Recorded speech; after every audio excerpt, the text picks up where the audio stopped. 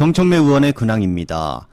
찾아보니까 기사 한 줄 없고요. 남몰래 수해 복구 현장을 방문했습니다. 영상 보겠습니다.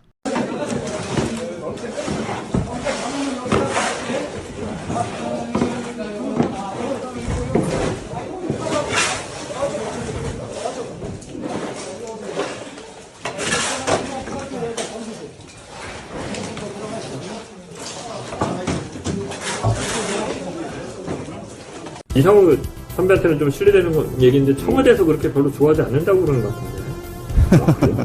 이상우 선배에 대해서. 되게 이제 친명적으로 이렇게 포지셔닝해서 방송을 많이 하는데 좀 청와대에서 좀 부담스러워한다 이런 얘기도 좀 들립니다.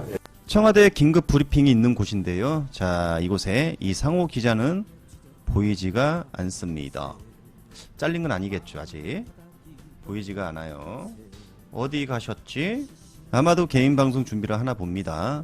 김어준 어쩌나, 김어준 유시민 시대 끝났다, 사이다 민주당이 돌아왔다, 김민석을 빨면서 유시민 김어준을 때리는, 자, 정청래 때리는 그런 방송을 하고 있어요. 김어준 유시민 시대 끝났다, 3년 연속 영향력 1위 유시민, 자, 정치인 분야에서는 1위 정청래.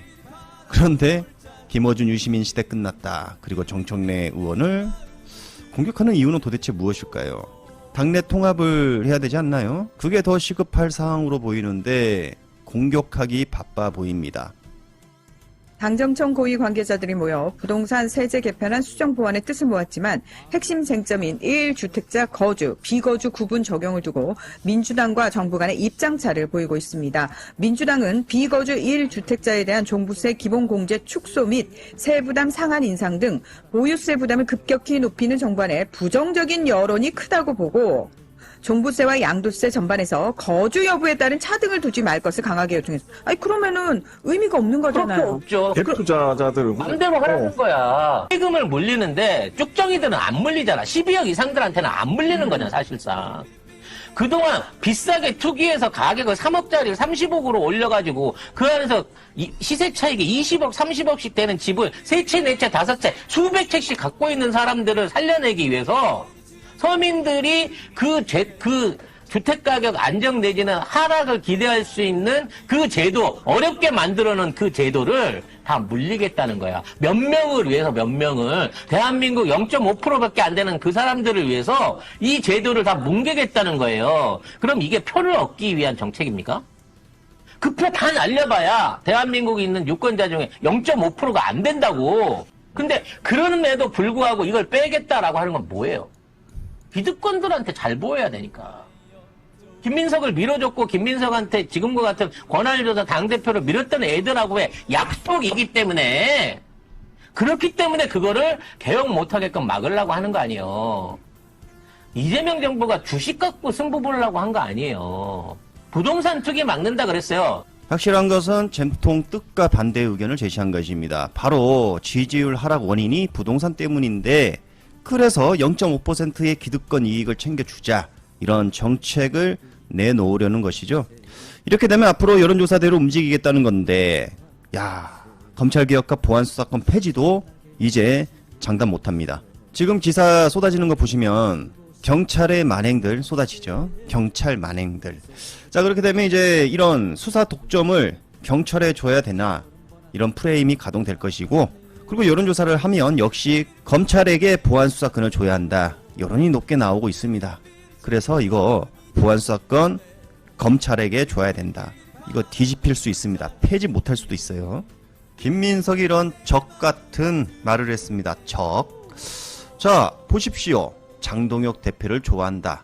필수 불가결한 리더라 생각한다. 없어서는 안 되는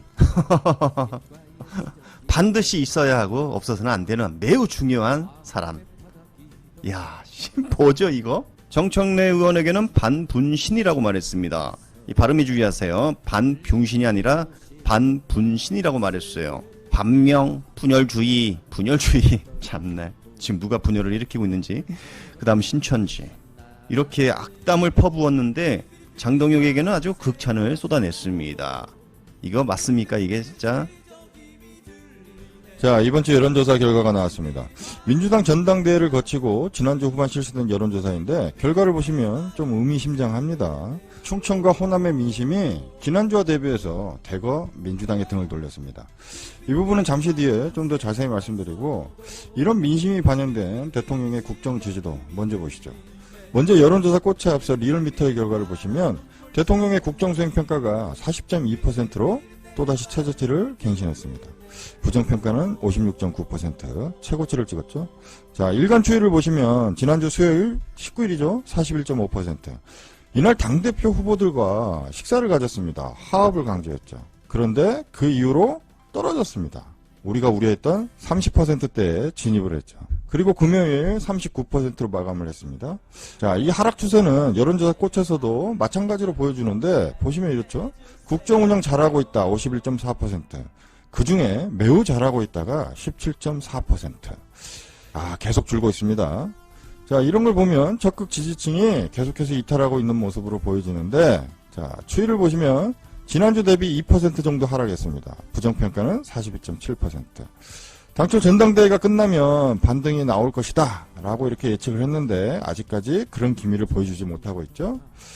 지난주 당대표 3명의 후보와 청와대에서 만나서 화합을 주문했는데도 불구하고 그게 제대로 먹히지 않는 모습을 보여주고 있습니다. 아무래도 코어층의 반응은 왜 진흙탕 전당대회에서 대통령이 침묵으로 일관했냐, 이걸 묻는 것 같죠. 더 깊게 들어가면 대통령이 뉴 이재명파의 수장이 맞는 거냐, 이 문제에 있어서 대통령이 침묵으로 일관한다라는 건 그렇다는 거 아니냐, 그래서 실망했다, 뭐 이런 걸 보여주는 거 아닐까요? 자, 민주당의 지지율을 보시면 그런 실망이 더 확연해지는 것 같습니다. 리얼미터의 결과를 보시면 무려 6% 하락을 했습니다. 반면 국힘 지지율은 4.5% 상승했죠. 좀 이 부분도 납득이 되지 않는데, 중요한 건 민주당의 지지도가 6% 하락했다는 거죠. 적은 수치가 아닙니다. 급락한 겁니다. 리얼미터의 지난주 결과와 대비해서 지역별로 어떤 변화가 있었는지 보시면 정말 깜짝 놀랄만한 결과가 나왔습니다. 보시면 왼쪽 파란색이 당대표 선거 중이었던 8월 13, 14일에 조사된 값이고, 오른쪽 빨간색은 당대표 확정 후인 8월 20, 21일 조사한 결과입니다. 서울의 경우 전주 대비 마이너스 3.6%가 빠졌죠. 인천, 경기는 마이너스 0.9, 소폭입니다. 강원은 51.6%로 동일하고 불경은 오히려 올랐습니다. 플러스 3.7%. 자, 이들 지역은 지난 당대표 선거에서 정청래 후보가 졌지만 잘 싸웠다 라고 평가했던 지역이죠. 소폭 하락하거나 오히려 울산이 낀 부울경은 상승했습니다. 그런데 그 외의 지역에서는 분노가 좀 심해 보입니다. 먼저 대전, 세종, 충청 마이너스 16.5%가 빠졌고, 전남, 광주, 전북은 무려 21.2%가 빠졌습니다. 그리고 표본이 좀 적기는 하지만 제주는 최고치인 28.6%가 민주당의 등을 돌렸습니다. 자, 이걸 해석해보면 이런 것 같습니다. 이 여론조사는 당원들을 대상으로 한 여조가 아니죠. 일반 국민을 대상으로 한 결과입니다. 권리당원이 아닌 일반 국민들, 그리고 민주당 지지자들이 이렇게 봤을 때 지난 당대표 선거가 매우 불공정했다.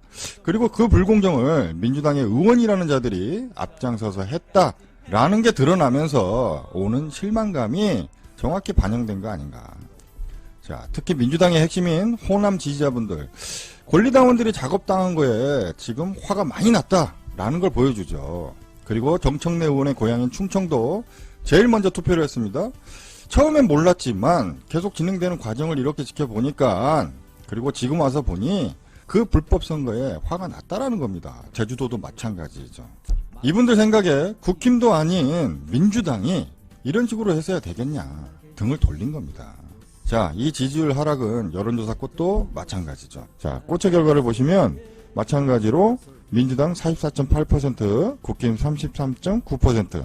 지난주 대비 민주당 지지율이 3.4% 하락한 수치입니다. 대통령 지지율과 마찬가지로 반등은 없었습니다. 자, 지난주 민주당은 90도 인사로 논란을 일으켰죠. 그런데 그보다 문제는 지명직 최고위원 선정 과정에서 보여준 김민석 대표의 독단이죠. 최고위원 지명은 당원 당규상 최고위 의결을 거쳐야 하는 사안입니다. 그런데 의결은커녕 협의조차 없었다는 거 아닙니까?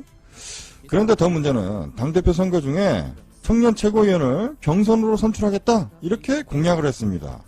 그런데 김민석 대표 당선되자마자 바로 자신의 공약을 어긴 거죠. 독단으로 임명한 겁니다. 자, 정리하면 자신의 공약도 못 지켰고 민주당의 당원 당규도 어겼습니다. 자, 이걸 보면 겉으로는 국민에게 인사한 다음에 90도로 이렇게 허리를 꺾어줬지만 속으로는 독단적으로 일처리를 하고 있더라. 이런 게 바로 우리가 우려했던 부분이죠. 의원 조직을 동원해서 만들어진 당대표가 과연 얼마나 당원들을 어려워할까? 이런 부분입니다. 오늘 여론조사 결과는 그야말로 민주당이 권리당원만의 것도 아니라는 걸 보여줬습니다. 일반 당원들 그리고 국민들이 보기에 이번 민주당의 선거는 문제가 많았다라는 걸 지적하는 대목이죠. 지난 전당대 국민 여론조사에서 정청래 후보가 김민석 후보를 5% 정도 앞선 걸로 나타났죠. 같은 의미입니다.